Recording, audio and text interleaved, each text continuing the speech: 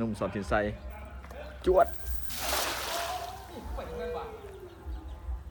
มันมีสลามได้อยู่นี่น่ะเด้แต่เบิ่งลายๆนี่ค่อยๆไหมค่อยๆไหมบุฟเฟ่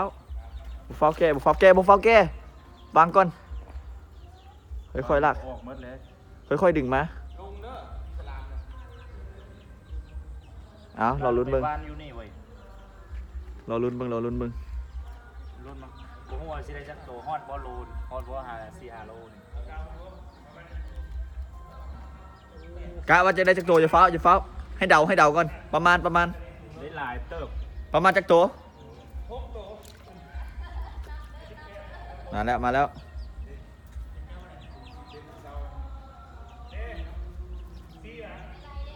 4แล้ว5 6